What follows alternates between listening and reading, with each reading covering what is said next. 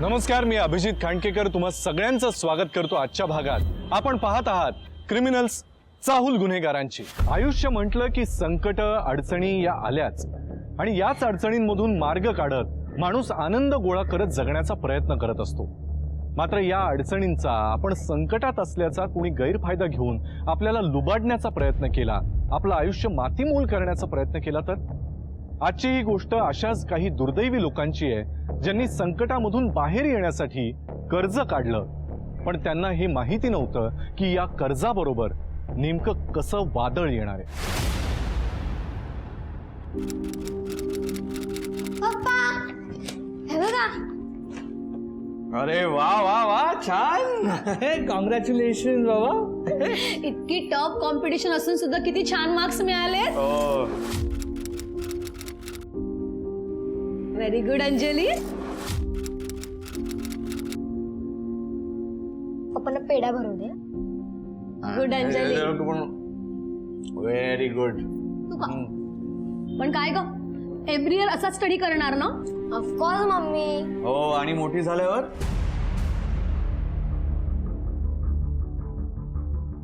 पवन. पप्पा पवन काय झालं? पप्पा पप्पा काय झालं? पप्पा पवन पवन काय होतं तुम्हाला? पवन बोला ना. पवन डॉक्टरला बोलवू का? पवन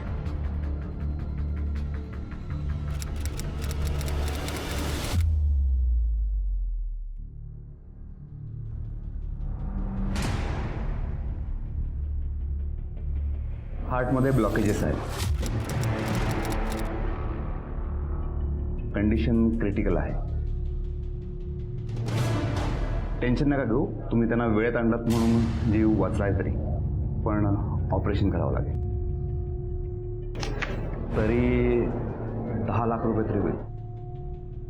तुम्ही तुमचा वेळ घ्या, विचार करा आणि मला कळवा. ओके?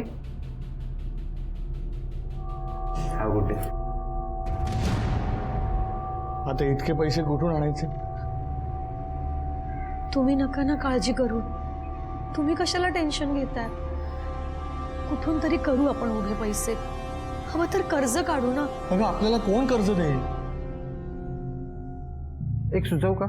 कारण तुमच्या डॉक्टरांसोबतचं बोलणं मी ऐकलं होतं. तुम्हाला जर पैशांची गरज असेल तरी ते बाजूलाच नागेश फायनान्स कंपनी आहे, तिथे तुम्ही भेट द्या. कारण बरेचसे पेशंट अडीअडचणीला तिथून पैसे घेतात. त्यांचा नंबर आहे का? नंबर तर नाही आहे, पण बाजूलाच आहे, तुम्ही भेट द्या. बरं, आम्ही बघतो. थँक्यू. ठीक. मी जाऊन बघून येते. मी पण येतो. अहो, तुम्ही कशाला अशा अवस्थेत धावपळ करतायत? आलेच.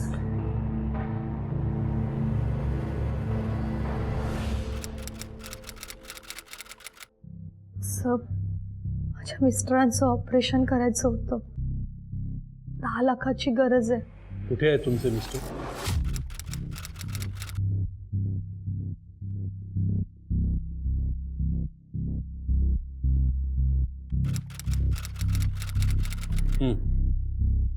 तुमचे घराचे पेपर्स चेक केलेत.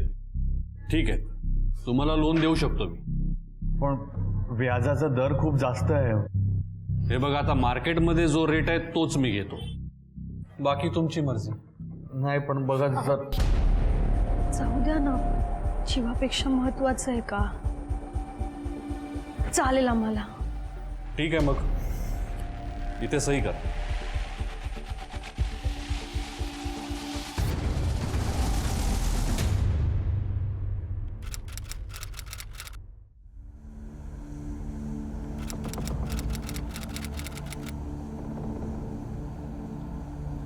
पूनम, पाणी.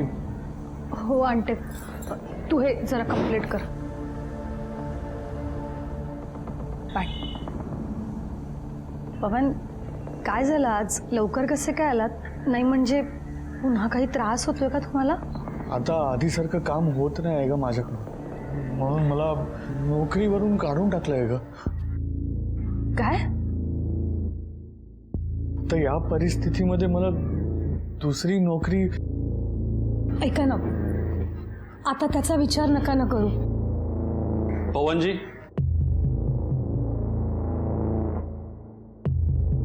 3 महिने झाले लोनचं इन्स्टॉलमेंट नाही दिलं तुम्ही. अहो व्याजावरही व्याज लागलंय आणि लोनची रक्कम आता 13 लाख झाली. एवढे? हे बघा. अहो घरात होतं नव्हतं ते सगळं विकून औषध पाणी चालू आहे आणि त्यात माझी आज नोकरी पण गेली आहे. नोकरी गेली मग लोन कसं फेडणार?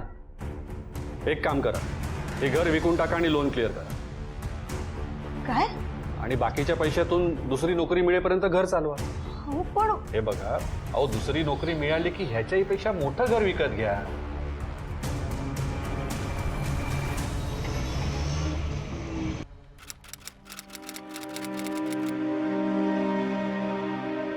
पप्पा एवढ्या छोट्याशा घरात राहणार आपण? अंजली, अगं घर छोटं असलं म्हणून काय झालं? आपण तिघं एकत्र राहणार, आपण कायम हॅप्पी असणार की नाही? आणि आपण तर कायमच एकत्र असणार. म्हणजे हॅपी असणार. हो.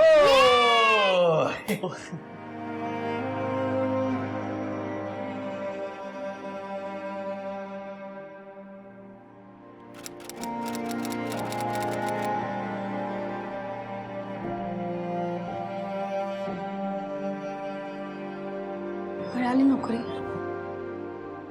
तुला 10-12 ऑफिसेसमध्ये जाऊन आले, कुठेच काही नाही. तुमच्या औषध गोळ्या पण संपल्यात. काय करावं काही कळत नाही.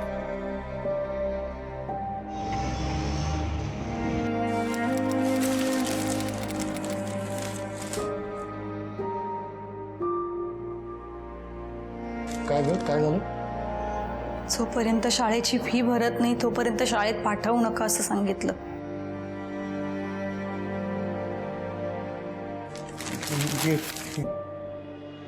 आपण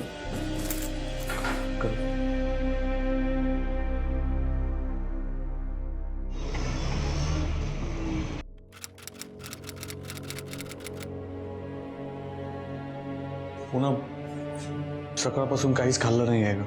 काहीतरी जेवायला वाढ ना प्लीज.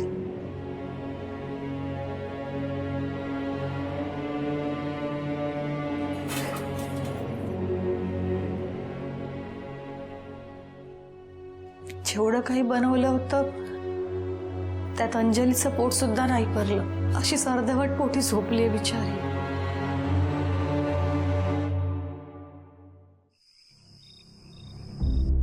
मम्मा, पप्पा का नाही आले अजून? खूप उशीर झालाय ना. येतील ग. पुन्हा चल ताटा. मी जेवण आणलंय सगळ्यांसाठी. अहो पण पैसे कुठून? अगं होते का माझ्याकडे थोडेफार. ताटा ना तू आण. हा, अंजली बस. हा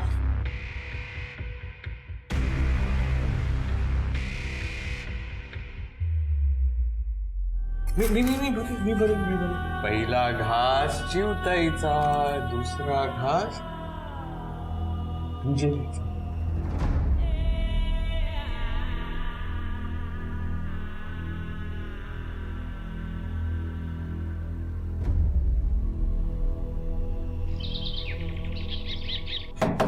पवन, दरवाजा खोल. 2 महिन्याचं भाडं देखले. असा नाही ऐकणार. मला माहित आहे तू आतमध्येच आहे.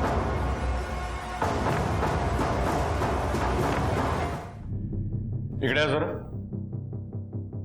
तुम्ही ओळखता ना? ज्यांना घेऊन गेलेत ते पवन यांचे मिस्टर. का केलं असेल यांनी? काही कल्पना? नक्की माहित नाही साहेब. नोकरी मिळत नाही म्हणून टेन्शनमध्ये होते.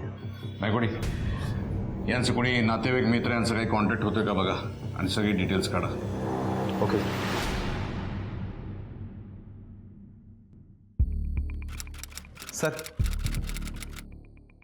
सर पवन अजूनही बेशुद्ध आहे.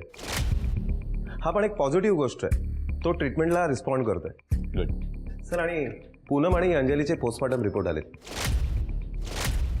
सर आपल्याला क्राईम स्पॉटवरती जे रॅट पॉयझन सापडलं होतं त्याचे टॉक्सिक एलिमेंट्स त्या दोघींच्या बॉडीमध्ये सापडले. त्या टॉक्सिक एलिमेंट्समुळे बॉडी ऑर्गन्स फेल झाले आणि त्यातच त्या दोघींचा मृत्यू झाला. आणि सर पवन ज्या कंपनीमध्ये काम करत होता त्या मिलचे मालक कल्याणजी अगरवाल आलेत. बोला त्यांना. बघाटे. जय श्री कृष्ण सर जी. जय श्री कृष्ण. बस. सरजी, मी कल्याण अग्रवाल. काय ते पवनच्या फॅमिलीचं ऐकून फार वाईट वाटलं बरं का. ते कसं आहे आता पवन? कल्याणजी, तुमच्या कंपनीत काहीतरी फ्रॉड झाला होता. पवननं त्याविरोधात कंप्लेंटही केली होती. तुम्ही त्याला कंपनीतून काढून टाकलं, पण तरीही पवननं कंप्लेंट मागे घेतली नाही. राईट? कल्याणजी, तुम्ही पवनच्या बाबतीत असं काय केलं म्हणून पवनने हे पाऊल? मी अशी कामं काय करीत नाही. काय की पवननी माझ्या विरोधात तक्रार केली, पण मी काय बोलले नाही त्याला. हा, त्याने काय ते ऑपरेशनसाठी लोन मागितलं, पण ते मात्र मी काय दिले नाही. आता ऑपरेशन झाल्यावर ते पुन्हा कामाला आले. काय सरजी, धंद्यात खोटी करून चालत नाही ना. तुम्ही लोन द्यायला नकार दिलात त्याला, पण तरी पवननी कोणाकडनं तरी लोन घेतलंच. कुणाकडनं लोन घेतलं त्याने? आणि कशाचं ऑपरेशन होतं? कुठे केलं ते ऑपरेशन? ते मला माहित नाही सर. ठीक आहे, तुम्ही गेलात तरी चालेल. जय श्री कृष्ण सर.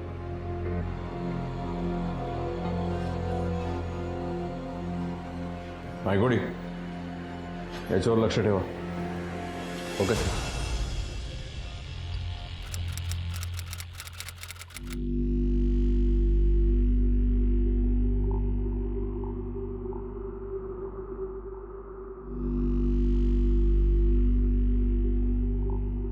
काय ग वैशाली, आज परत वरण भात?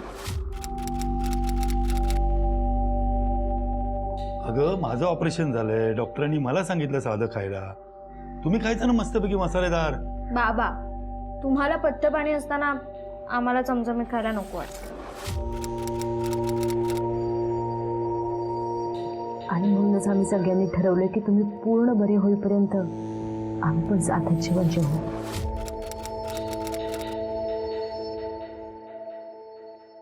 हे भाष, आता रडायचं नाही. रडायचं तेवढं रडलो.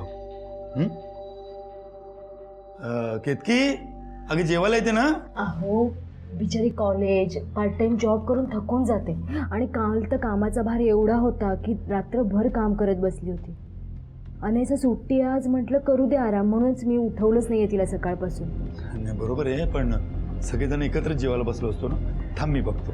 केतकी, अहो अगं केतकी बेटा, जेवायला येते ना? केतकी बेटा, केतकी, केतकी.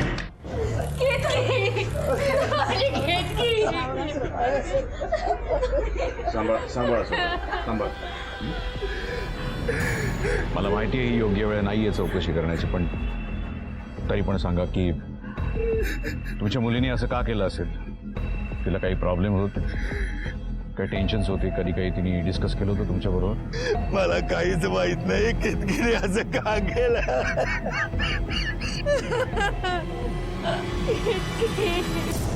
एका बाजूला केतकीच्या आत्महत्येमुळे तिच्या कुटुंबाला प्रचंड अस्वस्थ केलं, तर दुसरीकडे आपल्या बायको मुलीसकट जीव देण्याचा प्रयत्न करणाऱ्या पवनचा जीव तर वाचला, मात्र बायको आणि मुलीला तो गमावून बसला. पोलिसांनी या दोन्ही केसेसचा तपास सुरू केला आणि त्यांना या दोन्ही केसेसचा दुवा ठरणाऱ्या एका अशा गोष्टीचा शोध लागला ज्याने या तपासाची दशा आणि दिशाच बदलली. हो सर, महत्वाचे लीड्स हाती आल्यात. Yes sir. जैन सर. हा, नायकडे बोला. सर, केतकीचा पोस्टमॉर्टम रिपोर्टनुसार केतकीचा विंड पाईट ब्रेक झाला आणि हार्ट फेल होऊन तिचा जागीच मृत्यू झाला. केतकीच्या कॉलेजमधून काही इन्फॉर्मेशन मिळाली? नाही सर. तिचे वडील? सर, तिचे वडील अशोकराव आणि तिची आई पोलीस स्टेशनला आले. बोला त्यांना. नमस्कार सर. बस. अशोकराव, आम्हाला एक महत्वाची गोष्ट समजली. केतकी ज्या कंपनीमध्ये काम करत होती असं तिने तुम्हाला सांगितलं. मुळात ती कंपनीच अस्तित्वात नाहीये. काय? पण असं कसं होऊ शकतो साहेब? ती तर दर महिन्याला पगार आणून द्यायची. माझ्या हार्ट ऑपरेशनसाठी जे काही कर्ज झालं होतं त्याचे हप्ते त्याच्यातनंच फेडायचे. अच्छा, हे हार्टचं ऑपरेशन कुठल्या हॉस्पिटलमध्ये झालं होतं आणि हे लोन कुणी दिलं होतं? ऑपरेशन माझं डॉक्टर विकासकडे झालं होतं. आणि कर्ज मी नागेशकडनं घेतलं.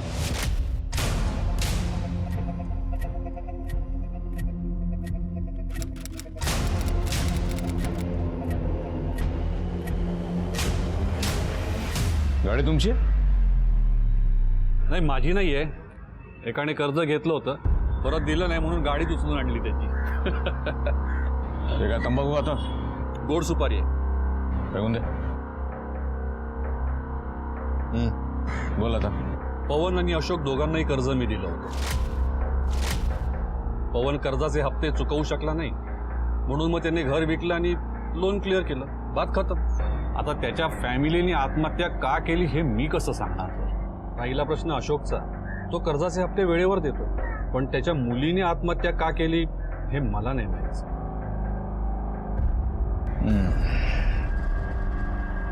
ठीक आहे, भेटू पुन्हा. Thank you sir. मागच्या 2 वर्षामध्ये आपल्या एरियामध्ये किंवा आजूबाजूच्या एरियामध्ये जितक्या लोकांनी सुसाईड केलं त्या सगळ्यांची मी लिस्ट काढली. त्यातल्या बऱ्याचशा सुसाईड केस ह्या सॉल्व्ह झाल्यात. फक्त 4 फॅमिलीच्या सुसाईड केस आहेत ज्या अजूनही सॉल्व्ह झालेल्या नाहीत, पेंडिंग आहेत. सर विशेष म्हणजे या 4ही फॅमिलीजपैकी कुणाचं ना कुणाचं तरी ऑपरेशन विकासच्या हॉस्पिटलमध्ये झालंय आणि त्या ऑपरेशनसाठी येणारा खर्च त्यांनी नागेश फायनान्सकडनं कर्ज म्हणून घेतलाय. सर ज्यांनी सुसाईड केली त्यांच्या फॅमिलीजकडनं नागेशने त्यांचं घर, दार, मालमत्ता, गाडी जे काही मिळेल ते विकून कर्ज वसूल केलं होतं. सर एवढा मोठा योगायोग तर असू शकत नाही नायकोडे, नाही का? नक्कीच याच्यामागे काहीतरी कटकारस्थान आहे. आणखीन एक महत्वाचं म्हणजे की केतकी नेमकी काम कुठे करत होती ते जरा शोधून काढा. कदाचित तिने सुसाईड केलं त्याचं कारण त्या कामाच्या ठिकाणी सुद्धा आपल्याला मिळू शकतं. Okay sir.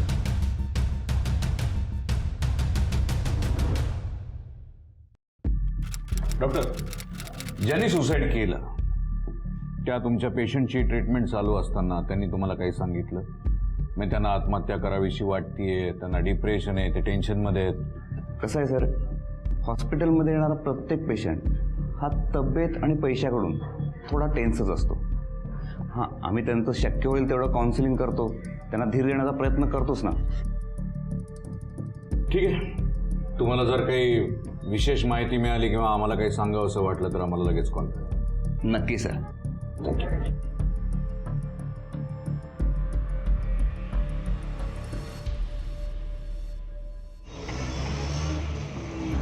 आम्ही कर्जामुळे आणि पैशांमुळे खूपच टेन्शनमध्ये आहोत. आणि केतकीच्या आत्महत्येमुळे आम्हाला आमच्या जगण्यातही काही राम दिसत नाही. एक तर माझी तब्येत साथ देत नाही, त्यात दुकानाचं पण दिवाळा निघालाय. आम्ही खूप प्रयत्न केले, आम्ही हरलोय. हे सगळं आम्ही तुझ्या मोबाईलवरती पण पाठवतो, म्हणजे पोलिसांना शोधाशोध करायला नको.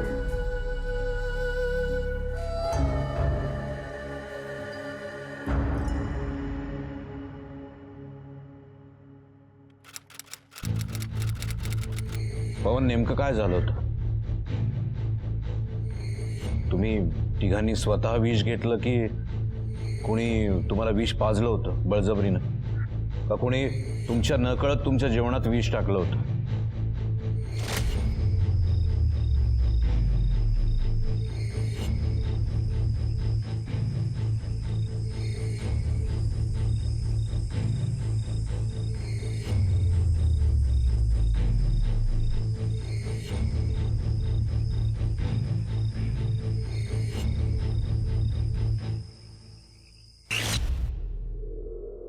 मिस्टर पवन, असं तर नाही ना की तुम्हीच तुमच्या बायकोला आणि मुलीला विष दिलं आणि त्यांना मारलं आणि स्वतः थोडंसं विष घेऊन आत्महत्या करण्याचं नाटक केलं?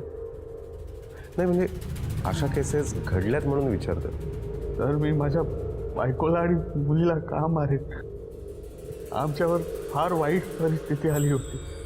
नोकरी गेली, पैसा गेला, सगळे रस्ते बंद झाले होते आणि मग शेवटी आम्ही हार मानली आणि एकत्र सगळ्यांनी विष घेतलं. पवन, झालं काय होतं नक्की? कशामुळे तुम्ही हे पाऊल उचललं?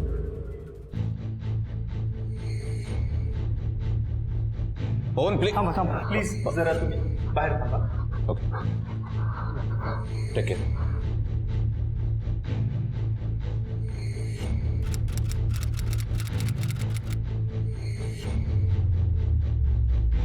सर हे अशोक आणि आशा दोघं जण आत्महत्या करायला निघालेत. हा बघा व्हिडिओ. पण हा व्हिडिओ असा व्हायरल कसं काय झाला? सर बहुतेक हा अशोकने त्याच्या मुलीला पाठवला असेल आणि आपल्या सर्व्हेलन्स टीमला हा सापडला असेल. सर्वेलन्स टीमला सांगा यांच्याशी सतत संपर्कात राहा आणि यांचं लोकेशन आपल्याला अपडेट करत राहा. तिथे पेट्रोलिंग टीम जी आहे आपली त्यांना सांगा तिथं नाकाबंदी करा. यांची मुलगी किंवा आपली काउन्सिलिंग टीम सतत यांच्याशी संपर्कात राहू दे जेणेकरून यांचं अटेन्शन डायव्हर्ट होईल. म्हणजे आपण पोहोचेस तोपर्यंत हे काही करणार नाहीत. ओके चला निघूया. बघा रे मोबाईल ऑन ठेवा, संपर्कात राहा त्यांच्या.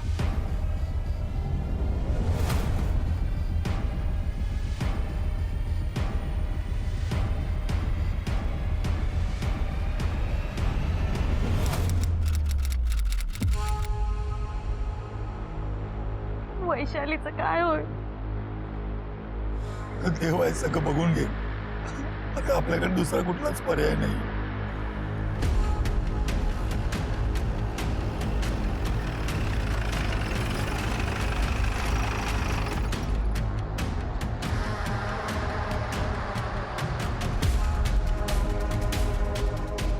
सोड हा मॅडम पकडा ना. आम्हाला नाही जायचं.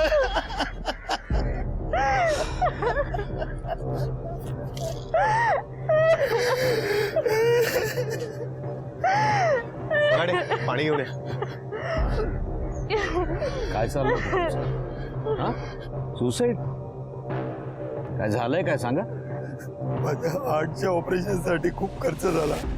त्याच्यासाठी मला बरंच कर्ज काढावं लागलं होतं. अहो तुमची हिंमत कशी झाली माझ्या मुलीबद्दल असं बोलायची? हा अहो मी तुमच्या मुलीला ऑफिसवर काम करण्यासाठी बोलवतोय, डेटा एंट्रीचा जॉब करण्यासाठी बोलवतोय. तुम्ही तर एकदम भडकूनच बोलायला लागला. तुमचे पैसे संध्याकाळपर्यंत मिळतील. या तुम्ही आता. संध्याकाळपर्यंत जर पैसे जमा नाही झाले तर केतकीकडून तर मी करून घेणारच सेवा. या माझी केतकी सुद्धा पार्ट टाइम जॉब करून बाकी सगळं सांभाळत होती. पण केतकीने पण आत्महत्या केली म्हणून आत्महत्या करत होतो.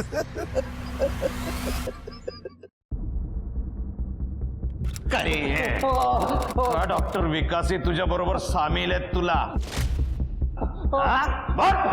सांगतो सर. सर सोडा सांगतो.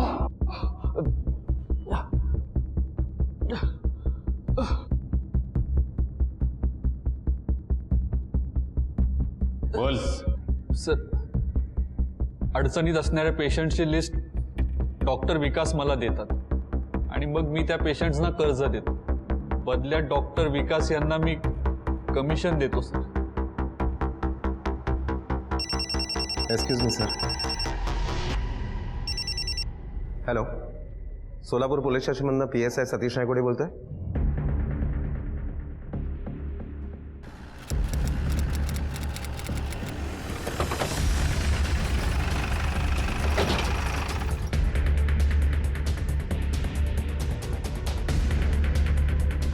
डॉक्टर विकास हा इथे काय करत होता? आजूबाजूला चेक करा काय सापडतंय. बघा रे खिशामध्ये बघा काय आहे का.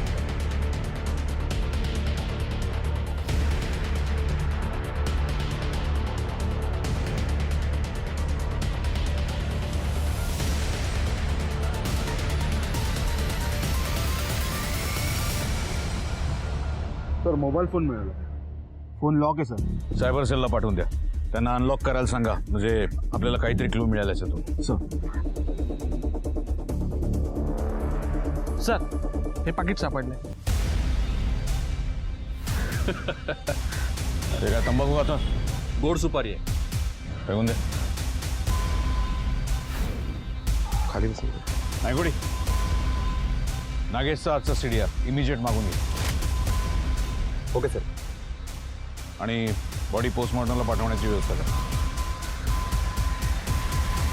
शहरात गेल्या कित्येक वर्षांपासून होत असलेल्या आत्महत्या, त्याच्या मुळाशी असलेलं कर्जाचं कारण आणि त्याचा असलेला डॉक्टर विकासशी संबंध यामुळे आधीच गुंतागुंतीची असलेली ही केस डॉक्टर विकासच्याच खुनानं अधिकच चॅलेंजिंग बनली.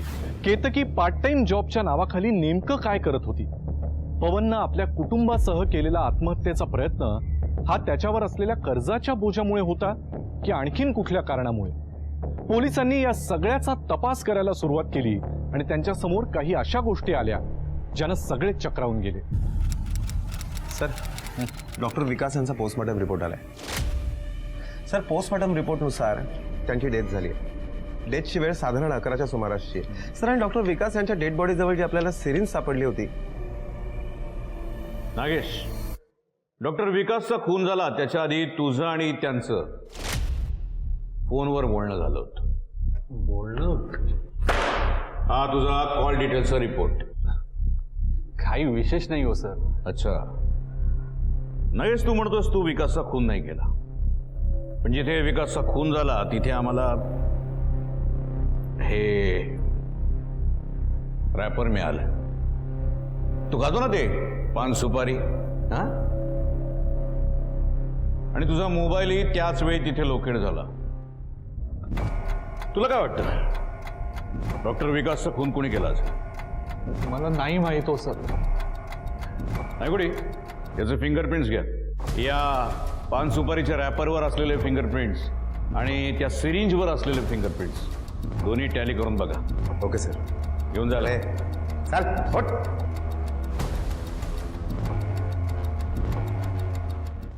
बरी आहे तब्येत?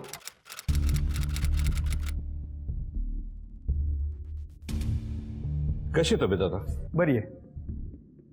तुम्ही आता बोलू शकता. थँक्यू. या.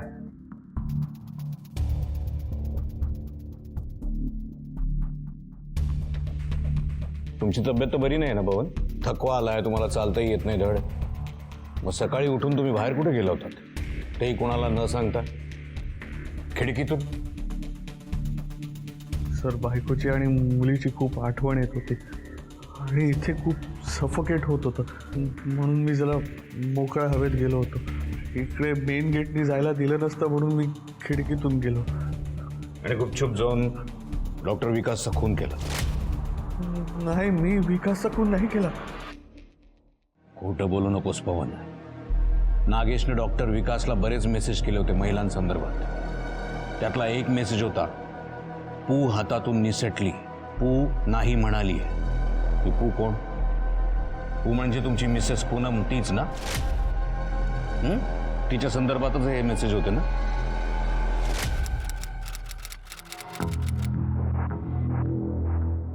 पूनम, तुम्ही डॉक्टर विकास आणि त्यांच्या मित्रांसोबत टाइम स्पेंड करा, त्यांची सेवा करा. बदल्यात चांगले पैसे देऊ आम्ही तुम्हाला, लोन पण फिटत राहील.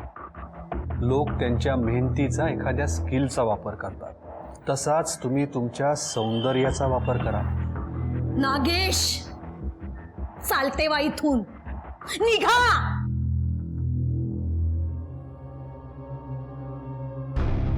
पवनजी, मी दिलेल्या प्रपोजलचा शांतपणे विचार करा.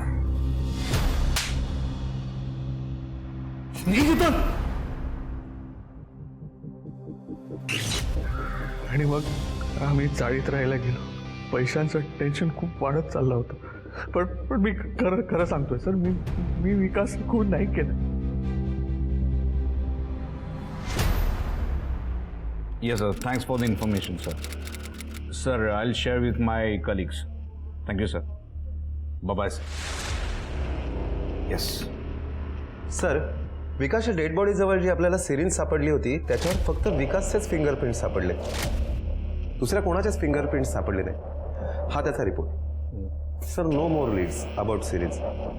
हा सर, पण विकासचा मोबाईल अनलॉक झालाय आणि त्याच्यात हा व्हिडिओ सापडलाय.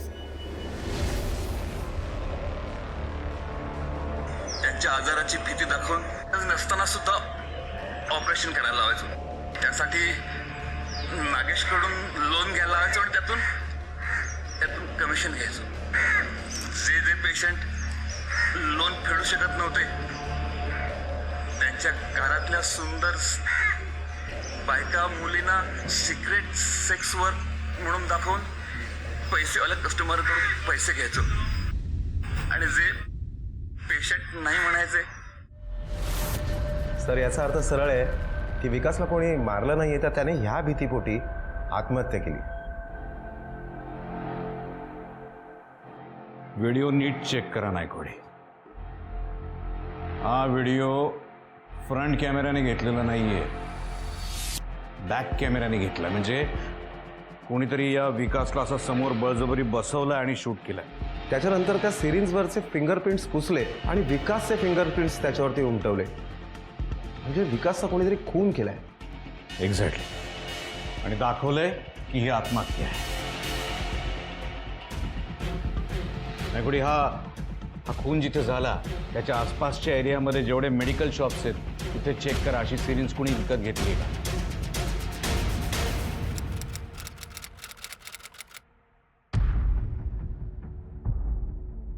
सर मला इथे का बोलवलंय?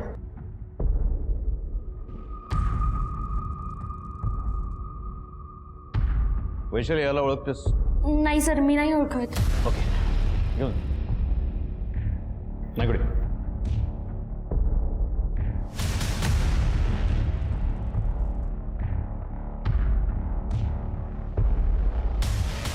हे जे CCTV फुटेज बघतीयस हे त्याच मेडिकल स्टोअरचं आहे जिथून तू ती सिरिंज विकत घेतलीस.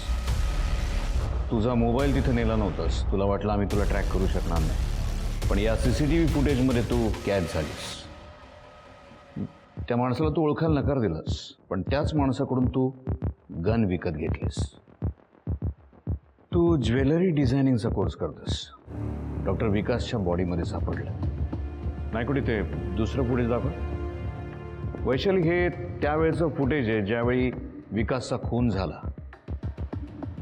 वैशाली, आम्हाला माहिती आहे तुझ्या बहिणीच्या आत्महत्येचा बदला घेण्यासाठी तू हे सगळं केलं असणार. बाबांनी मोठ्या मुश्किलीने पैसे जमा केले इन्स्टॉलमेंट भरायला, पण पुढच्या इन्स्टॉलमेंटचं काय? अशातच नागेशने केतकीताईला रस्त्यात गाठून विचारलं, केतकी, तुझ्या आई वडिलांना काही कळत नाही. उगाच हे इज्जत आबरूसाठी वगैरे तुला पाठवायला नको म्हणताय, पण अशाने तुझं घरदार रस्त्यावर येईल आणि मग कसली आली आहे इज्जत आबरू? आणि मी काही तुला जगा वेगळं करायला सांगत नाही. अगं, खूप जण आपल्या फायद्यासाठी आपल्या सौंदर्याचा वापर करतात. माझं ऐक, आमच्याकडे ये आणि सेवा कर. चल.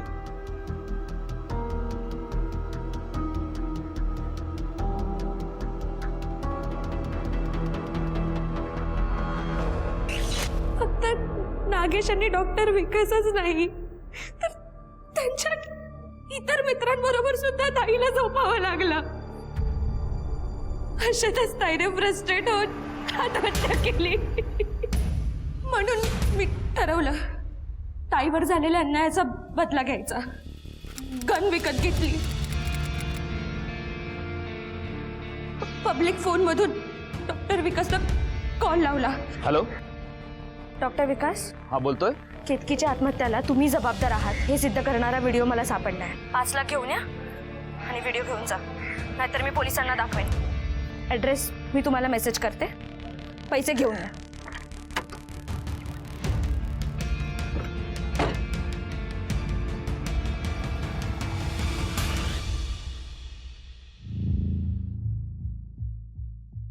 बोल, किती किती पैसे हवेत तुला? मी नागेशला पण बोलवलंय, तो पण यात सामील होता. आधी व्हिडिओ दाखव, आधी व्हिडिओ दाखव. हे काय करतेस तू? फोन अनलॉक करून दे. सांगते तेवढं कर. ठेव. खाली बस. Back camera. आता तू जे जे केलंयस ते बोलायचं. बोल. मी पेशंटना त्यांच्या आजाराची भीती दाखवून गरज नसताना सुद्धा ऑपरेशन करायला लावायचं. फोन ठेव. पैसे दे.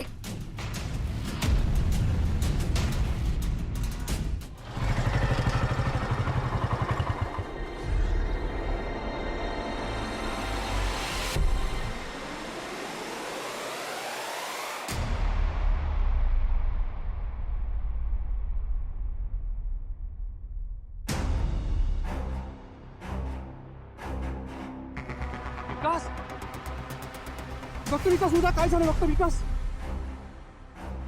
मी त्या नागेशला सुद्धा मारणार होते, पण नेमकं त्याच वेळेस माझी गन जाम झाली. त्या गुन्हेगाराला मारता मारता तू स्वतः गुन्हेगार झालीस आणि आता त्याला शिक्षा द्यायची सोडून दुर्दैवानं आम्हाला तुला शिक्षा करायला लागणार आहे. जेव्हा आपल्या जवळचं कुणीतरी जातं तेव्हा आपल्याला दुःख होतं. आपल्या जवळच्या माणसावर अन्याय झाला तर आपल्याला राग येतो. आपलं जर कोणी नुकसान केलं तर आपल्याला बदला घ्यावासा वाटतो. गुन्हेगाराला शिक्षा ही व्हायलाच हवी, पण त्यासाठी जर कायदा आपणच हातात घेतला तर आपणच गुन्हेगार होतो. त्यापेक्षा कायद्याला त्याचं काम करू द्यावं आणि आपण पोलिसांना सहकार्य करून कायद्याचे हात बळकट करावेत. आजच्या भागात मी अभिजित खांडकेकर तुम्हा सगळ्यांची रजा घेतो. पुन्हा भेटूया एका अशाच गुन्ह्यासह पुढील भागात. पण तोपर्यंत तुम्ही स्वतःची आणि आपल्या कुटुंबियांची काळजी घ्या. घराबाहेर पडताना मास्क आणि सॅनिटायझरचा वापर नक्की करा. पाहत रहा क्रिमिनल्स चाहूल गुन्हेगारांची. जय हिंद, जय महाराष्ट्र.